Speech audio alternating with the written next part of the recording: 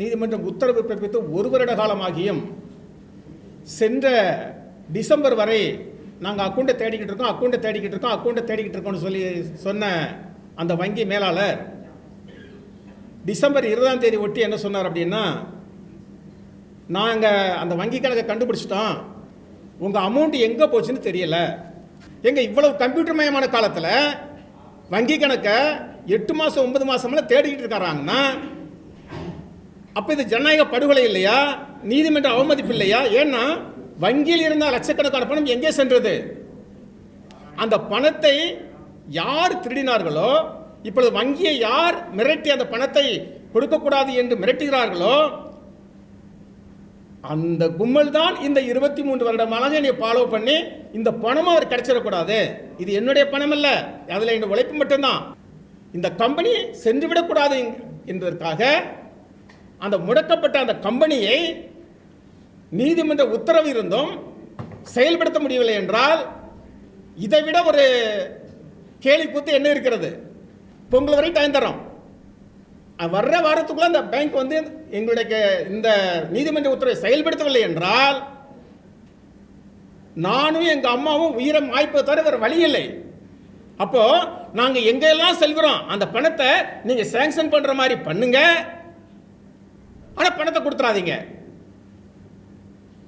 ஆனா அந்த பணத்துக்கு நாங்கள் வட்டி கட்டிக்கிட்டு இருக்கோம், இன்னொரு பேங்குக்கு நாங்கள் வாங்காத பணத்துக்கு நாங்கள் வட்டி கட்டிக்கிட்டு இருக்கோம். நீதிமன்ற உத்தரவு இருந்தால் இன்னொரு பணத்தை எடுக்க முடியல. அதாவது எப்படி இருக்கு பாருங்க இந்த விஷயம். வங்கி சொல்றது 1 மாதம் எங்களுக்கு டைம் கொடுங்க, 1 மாதத்துக்குள்ளே உங்களுடைய பணத்தை நாங்கள் ரிட்டர்ன் பண்ணுறோம். அப்போ என்னென்னா இந்த மாதிரி செயல்படாமல் இருக்கக்கூடிய நிறைய அக்கௌண்ட்ஸை இப்போ பொதுவாக இது நாடு முழுவதும் இந்த மாதிரி ஒரு அநியாயம் நடக்குது. வங்கி இந்த மாதிரி தவறுகளை தொடர்ந்து பண்ணுது. இவர் சொன்ன மாதிரி இந்த பொங்கல் பிறகு அவங்க கொடுக்கல அப்படின்னா ஒரு மிகப்பெரிய அளவில் டீனரில் இருக்கக்கூடிய யூகோ பேங்க் வங்கியை முற்றுகையிட்டு ஒரு 1000 பேரை திரட்டி இந்திய ஜனநாயக கட்சி சார்பாக ஒரு மிகப்பெரிய போராட்டத்தை நடத்தி இதை ரிசர்வ் பேங்க்கு நாங்கள் இதை அவங்களுடைய கவனத்துக்கு இதை எடுத்துகிட்டு போகிறோம்.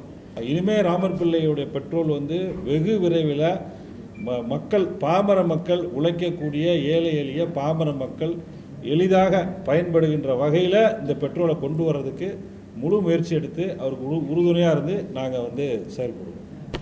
இந்த பத்திரிகையாளர் சந்திப்பு காரணம் சென்னை முதன்மை அமர்வு நீதிமன்றம் என்னுடைய கண்டுபிடிப்பு உண்மை என்றும் அதில் எந்த சந்தேகமும் இல்லை என்றும் அதை உபயோகித்த மக்கள் நன்றாக சான்றிதழ் வழங்கியதாகவும் என் மீது போடப்பட்ட வழக்கு பொய்யான வழக்கு என்றும் அந்த வழக்கை நான் ரத்து செய்கிறேன் என்று கூறியது மட்டுமில்லாமல் மத்திய புலனாய்வுத்துறையால் கைப்பற்றப்பட்ட அனைத்து பொருள்களையும் அவரிடம் திரும்ப ஒப்படைக்க வேண்டும், அடுத்து வங்கிகளில் முடக்கப்பட்ட அனைத்து தொகையும் 23 வருட வட்டியோடு திரும்ப தர வேண்டும் என்று சென்னை அமர்வு நீதிமன்றம் தீர்ப்பு வழங்கி ஏறத்தாழ 1 வருடம் ஆகிவிட்டது. அந்த அமர்வு நீதிமன்றத்தின் அந்த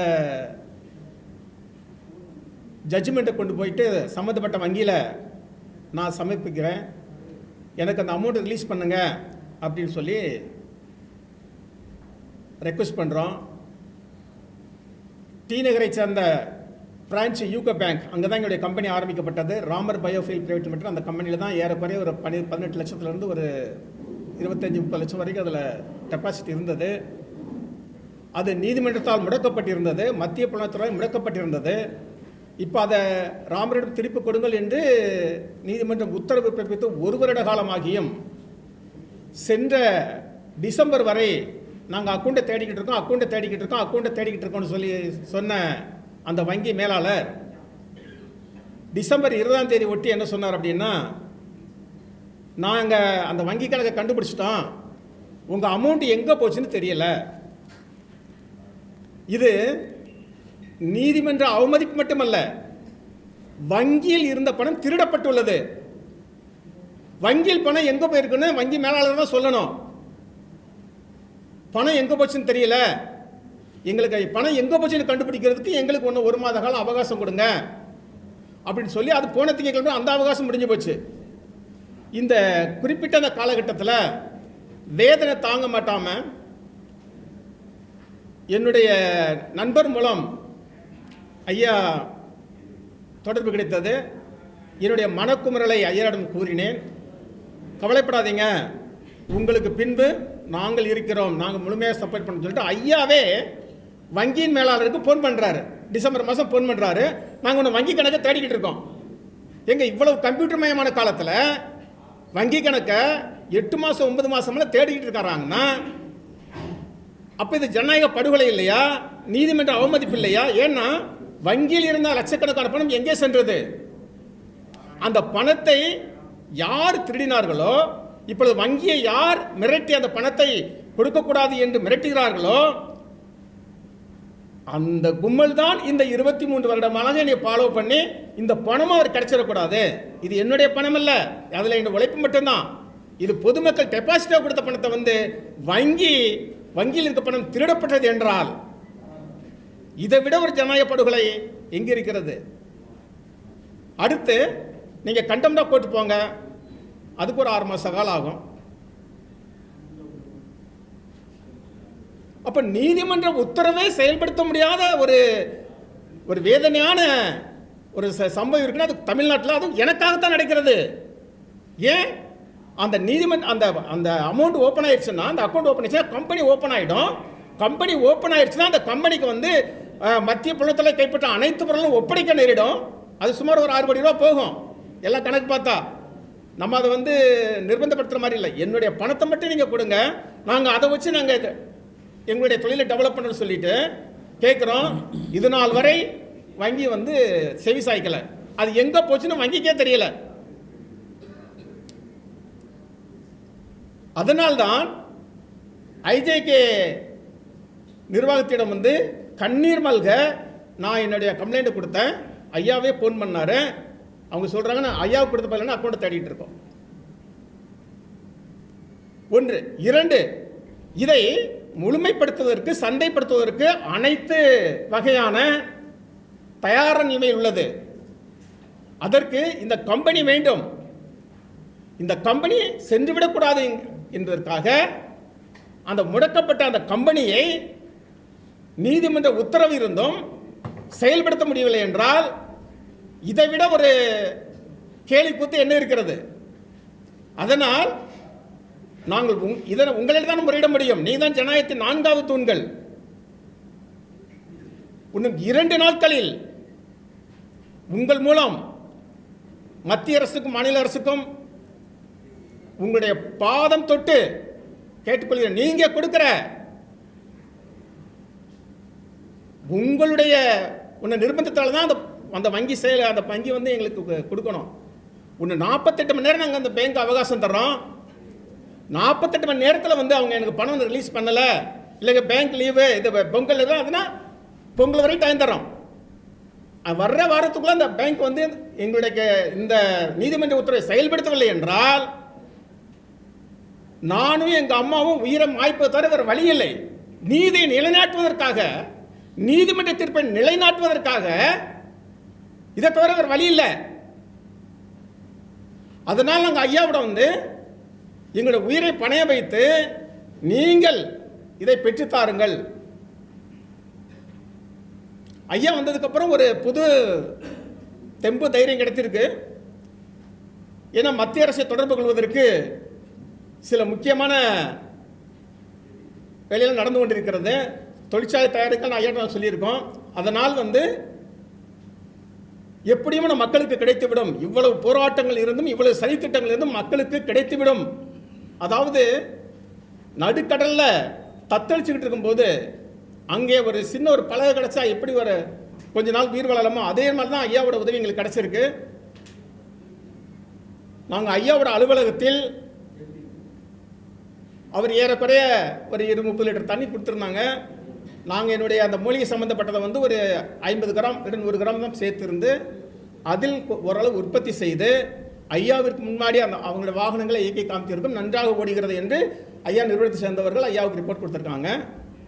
இப்போ வருகிற 23ஆம் தேதி உங்களையெல்லாம் அழைத்து மிகப்பெரிய அளவில் ஐயாவுடைய இருக்க நாங்கள் போட்டது அதில் வந்து ஒரு 200 கிராம் தான் அந்த இதில் சேர்த்துருக்கோம்.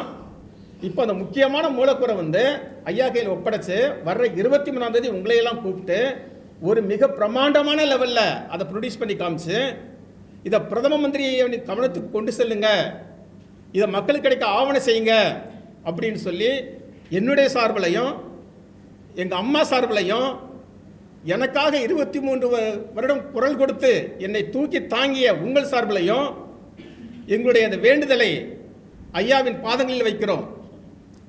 ஐயா வந்து அந்த பேங்கை வந்து அந்த வங்கியை தொடர்பு கொண்டு இல்லை நேரடியாக தொடர்பு கொண்டு அந்த நீதி கிடைக்க வேண்டும் என்றும் இதன் மூலம் மக்களுக்கு இந்த பொருள் கிடைக்க வேண்டும் என்றும் இந்த செய்தியை எவ்வாறு சொல்வது, அதற்காகத்தான் அதாவது எனக்கு இவ்வளவு நீதி இழைக்கப்பட்டிருக்கிறது.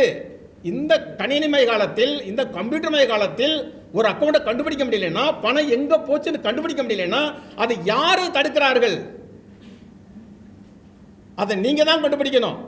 அதற்காகத்தான் இந்த பிரஸ் மீட். இது டி நகர் யூகோ பேங்க், அடுத்து டி நகர்ல பரோடா பேங்க். அங்க வந்து நாங்கள் ஒரு கம்பெனி ஆரம்பித்து, இரண்டாவது ஒரு கம்பெனி ஆரம்பித்து அதில் உள்ள அந்த பொருளை கொண்டு செயல்படுத்தலாம் என்று சொல்லி வங்கியை அணுகி அங்கே சரியான டாக்குமெண்ட்டை கொடுத்து எனது தங்கையின் பேரில் வந்து நாங்கள் ஒரு லோன் கேட்டோம். வங்கி வந்து அக்செப்ட் பண்ணி ஒரு 25 லட்ச ரூபா லோன் கொடுத்தாங்க. லோன் கொடுத்தது உண்மை, ஆனால் அந்த 25 லட்ச ரூபா பணம் எங்கே போச்சு அது தெரியல. அப்போ நாங்கள் எங்கெல்லாம் செல்கிறோம் அந்த பணத்தை நீங்கள் சேங்ஷன் பண்ணுற மாதிரி பண்ணுங்க, ஆனால் பணத்தை கொடுத்துறாதீங்க. ஆனால் அந்த பணத்துக்கு நாங்கள் வட்டி கட்டிக்கிட்டு இருக்கோம். இன்னொரு பேங்குக்கு நாங்கள் வாங்காத பணத்துக்கு நாங்கள் வட்டி கட்டிக்கிட்டு இருக்கோம். நீதிமன்ற உத்தரவு இருந்தால் இன்னொரு பணத்தை எடுக்க முடியல. அதனால உங்கள் மூலம் ஐயாட்ட வந்து இந்த கோரிக்கை வைக்கிறோம். ஐயா வந்து அந்த 23ஆம் தேதி அந்த நல்ல நாளில் வந்து மிகப்பெரிய அளவில் அதை வந்து ஒரு டாக்குமெண்ட்டை கிரியேட் பண்ணி அதை ஒரு எவிடன்ஸை கிரியேட் பண்ணி அதை வந்து நாங்கள் மத்திய அரசின் மூலம் உங்களுக்கு ஆவணம் செய்கிறோம் என்று சொல்லி அவர் கூறிய அந்த வார்த்தை எங்களுக்கு 99% வந்து இந்த வாழ்க்கையை வெறுத்து போன சூழ்நிலையில் கடைசியில் அந்த அந்த அந்த 1% வாழ்க்கைக்கு வந்து உயிர் ஊட்டி மறுபடிக்கும் எங்களுக்கு தெம்பு கொடுக்குது. பொங்கலுக்குள்ளே எங்களுக்கு நீதி கிடைக்கலைன்னா என்னையவும் என்னோட தாயாரவும் நீங்கள் பார்க்க முடியாது. இதை வந்து ஒரு பதிவு பண்ணணுங்கிறதுக்காகவும் நாங்கள் உங்களுடைய பாதங்களையும் இந்த ஐயாவோட பாதங்களையும் எங்களுடைய உயிரை நாங்கள் சமர்ப்பித்து இந்த நீங்கள் நிர்பந்தப்படுத்தி அரசுக்கு தெரியப்படுத்தி எனக்கு நீதி அளிக்க வேண்டும் என்று சொல்லி உங்களை இருகரம் கூப்பி கேட்டுக்கொள்கிறேன். வணக்கம். ஐயா ராமர் பிள்ளை அவங்களுடைய 2 விஷயம். ஒன்று என்னன்னு கேட்டிங்கன்னா, 23 வருஷத்துக்கு முன்னாடி மூலிகை பெட்ரோல்ன்றதை அவர் உருவாக்குனார், கண்டுபிடிச்சார். அது நம்ம எல்லாருக்குமே தெரியும். நம்மளில் ஒரு சிலவங்க வந்து அதை பயன்படுத்தியிருக்கலாம். அப்போது அவர் கண்டுபிடிச்ச நேரத்தில் இந்தியா நம்ம நாட்டில் இருக்கக்கூடிய பல விஞ்ஞானிகள் வந்து அதை வந்து ஆராய்ச்சி பண்ணாங்க.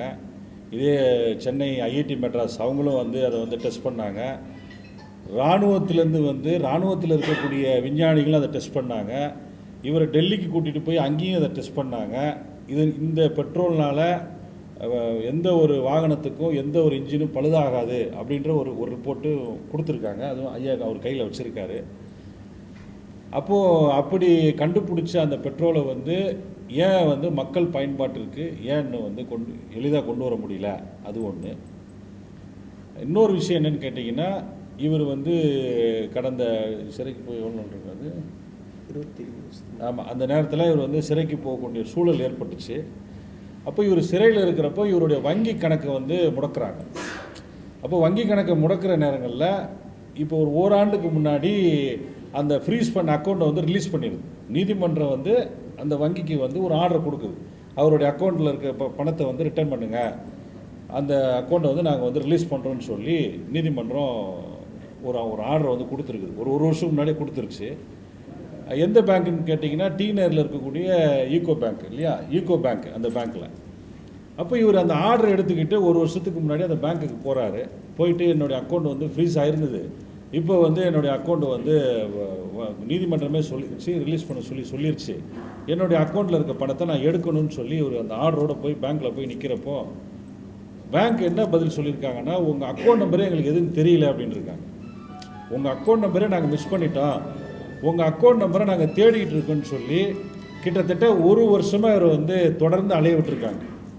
உங்கள் அக்கௌண்ட் நம்பரை நாங்கள் எடுக்கணும் அப்படின்னா எங்களுக்கு டெல்லியிலேருந்து லிங்க் வரணும், டெல்லியிலேருந்து லிங்க் வரல, எங்கள் ஹெட் ஆஃபீஸில் லிங்க் வந்தால் தான் நாங்கள் வந்து உங்கள் அக்கௌண்ட் நம்பர் எடுக்க முடியும்னு அப்படின்ற பதிலை 1 வருஷமாக சொல்லி இவரும் வழக்கறிஞரோட போயிருக்காரு, இவர் தனியாக போயிருக்காரு, இவங்க அம்மாவை கூட்டிகிட்டு போயிருக்காரு, மேலாளரை பார்த்துருக்காரு, பேங்க்கில் இருக்க எல்லா ஸ்டாஃபையும் பார்த்து பேசியிருக்காரு, ஒன்றுமே எதுவுமே நடக்கலை. அப்புறம் எங்ககிட்ட வந்து இந்த விஷயத்த சொன்னார். நான் ஒரு முறை நான் தான் பேசினேன்.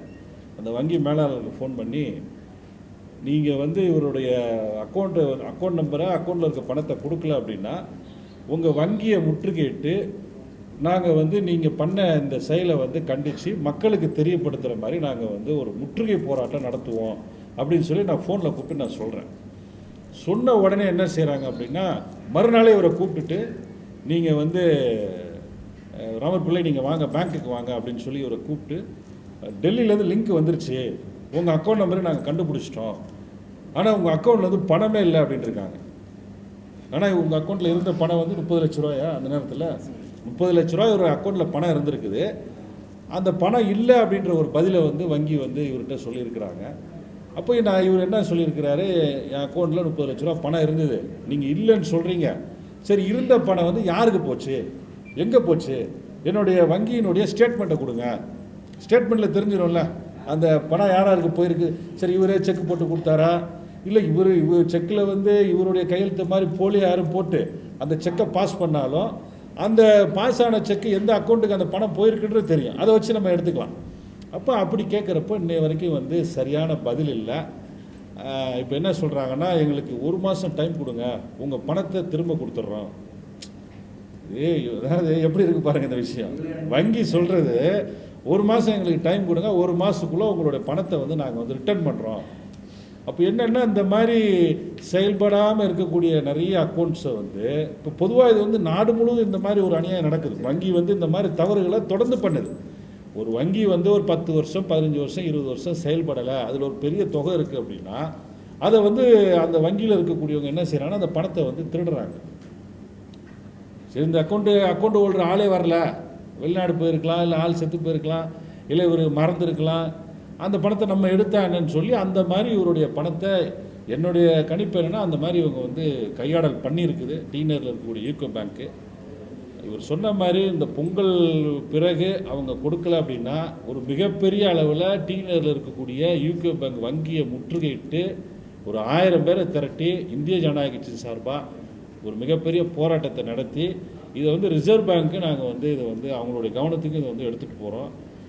யூகோ பேங்க்கை வந்து உடனடியாக ரிசர்வ் பேங்க் வந்து அவங்க வந்து இதை வந்து இந்த வங்கியை வந்து தடை பண்ணணும். ஏன்னா அவங்களுடைய கண்ட்ரோலில் இருக்கக்கூடிய வங்கி தானே, வங்கி எல்லாமே ரிசர்வ் பேங்க்கோடைய RBI கண்ட்ரோலில் இருக்கக்கூடியது. RBI இந்த மாதிரி நடக்கக்கூடியதை எப்படி வேடிக்கை பார்த்துட்டு இருக்காங்கன்னு சொல்லி தெரியல. இது ஒரு விஷயம். இன்னொரு விஷயம் என்னென்னு கேட்டிங்கன்னா, நீங்கள் வந்து பெட்ரோல் நம்மலாம் இங்கே வந்திருப்போம், 1 லிட்டர் பெட்ரோல் நீங்கள் என்ன ரேட்டுங்க, 110 ரூபாயா, என்ன ரேட்டு இன்றைக்கி? 102 ரூபா, 100 ரூபாய்க்கு மேலே போயிடுச்சு. இவருடைய பெட்ரோல் வந்து நான் நேற்று கேட்டேன், உங்கள் பெட்ரோலை மக்கள் பயன்பாட்டிற்கு கொண்டு வந்தால் என்ன ரேட்டுக்கு வருங்க? இப்போ இருக்கிற பங்கில் நாங்கள் போய் பெட்ரோல் போட்டோன்னா 100 ரூபா வருது 1 லிட்டர் பெட்ரோலு, டீசல் வந்து 92 ரூபா வருது. அப்போ இவர் ஐயாட்ட கேட்குறப்ப இவர் என்ன சொன்னார்னா, நான் தயார் பண்ணுற பெட்ரோலு இப்போ இருக்கக்கூடிய விலைவாசி இந்த சூழ்நிலையிலையும் 1 லிட்டர் பெட்ரோலு மக்கள் பயன்பாட்டிற்கு 15 ரூபாய்க்கு நான் கொடுக்குறேன், 15 ரூபாய்க்கு நான் என்னோடய பெட்ரோல் வந்து கொடுக்க தயார், அதுக்கு மேலே எனக்கு எதுவுமே வேண்டாங்க, மக்கள் வந்து பயனடைஞ்சால் போதும் அப்படின்ற முறையில் அவர் வந்து நேத்திக்கு இந்த பதில் என்கிட்ட சொன்னார். அப்போ நாங்கள் என்ன வலியுறுத்துகிறோம் அப்படின்னா, இந்திய ஜனநாயக கட்சி சார்பாக மத்திய அரசில் இருக்கக்கூடிய நம்ம நாட்டில் இருக்கக்கூடிய இந்தியாவில் இருக்கக்கூடிய விஞ்ஞானிகளை வச்சு இவருடைய கண்டுபிடிப்பை வந்து நீங்கள் வந்து டெஸ்ட் பண்ணுங்கள், சயின்டிஸ்ட்டை வச்சு டெஸ்ட் பண்ணுங்கள். இது வந்து இந்த இவர் கண்டுபிடிச்சிருக்க இந்த பெட்ரோல் மூலிமா ஏதாவது ஆபத்து இருக்கா, இல்லை மோட்டாரில் வண்டியில் வந்து டூ வீலர்லேயோ கார்லேயோ அதை போட்டு ஓட்டுறப்போ அந்த இன்ஜின் வந்து எதுவும் பழுதடையுமா அப்படின்றத நீங்கள் ஏற்கனவே நீங்கள் டெஸ்ட் பண்ணிட்டீங்க, மறுபடியும் டெஸ்ட் பண்ணி ஒரு அப்ரூவல் கொடுத்து இதை வந்து மக்கள் பயன்பாட்டிற்கு உடனே வந்து அனுமதிக்கணும்னு சொல்லி தான் இந்திய ஜனநாயக சார்பாக அவருக்கு நாங்கள் முழு ஆதரவோடு அதை கையில் எடுத்திருக்கோம். இனிமேல் ராமர் பிள்ளையுடைய பெட்ரோல் வந்து வெகு விரைவில் மக்கள், பாமர மக்கள், உழைக்கக்கூடிய ஏழை எளிய பாமர மக்கள் எளிதாக பயன்படுகின்ற வகையில் இந்த பெட்ரோலை கொண்டு வர்றதுக்கு முழு முயற்சி எடுத்து அவருக்கு உறுதுணையாக இருந்து நாங்கள் வந்து செயல்படுவோம்.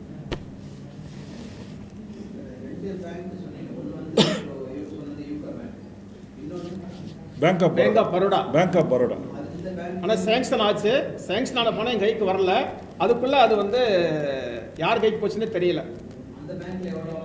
25 லட்சம். ஆமாம் 30 லட்சம். ஆனால் இது நீதிமன்றத்துக்கும் பரோடா பேங்க்கும் சம்மந்தம் இல்லை.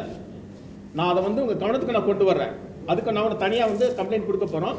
ஆனால் இந்த பணம் நீதிமன்ற உத்தரவு இருந்தோம், அந்த பணத்தை 23 வருஷம் வட்டியோட ரிட்டர்ன் பண்ணுங்கன்னு நீதிமன்ற உத்தரவு இருந்தும் என் கைக்கு ஒன்று வரல. ஏன்னா வங்கி முறைக்கு இல்லை, நான் கமிஷனர் அளவில் தான் நான் கம்ப்ளைண்ட் கொடுத்துருக்கேன். இல்லை, ஆர்பிஐக்கு வந்து அட்வொகேட் மூலம் வந்து நாங்கள் முயற்சி பண்ணிட்டு இருக்கோம். இல்லை என்னென்னா இப்போ அதுக்கு அடுத்த ஸ்டெப் அதான் பண்ண போகிறோம்.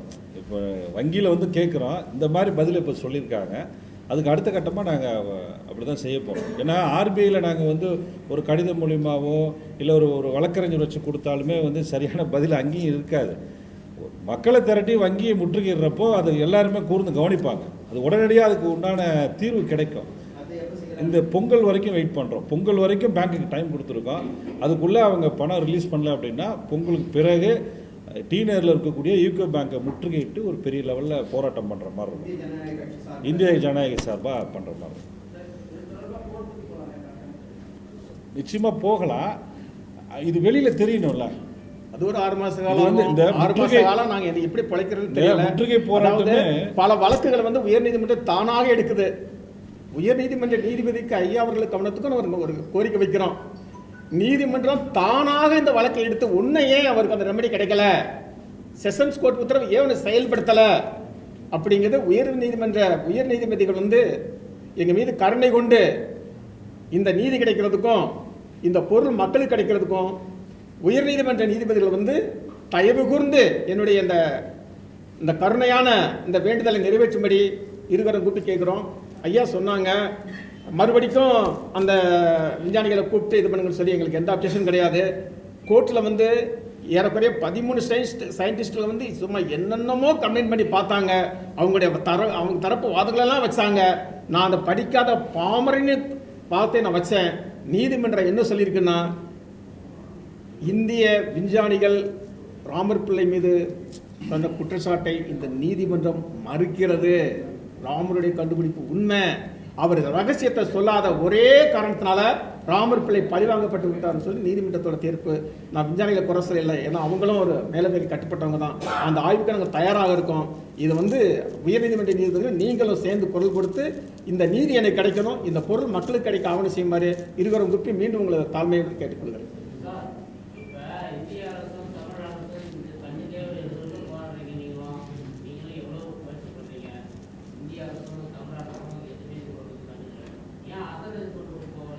உன்னை இவங்க எனக்கு சாப்பாடு போட்டுட்டு இருக்காங்களே, காப்பாற்றிக்கிட்டு இருக்கிறாங்களே, இவங்க என்ன காப்பாற்றிக்கிட்டு இருக்கிறாங்களே. இந்த 23 வருஷமா நான் எந்த வேலைக்கு போகலையே, நான் ஆய்வு தானே பண்ணிட்டு இருக்கேன்.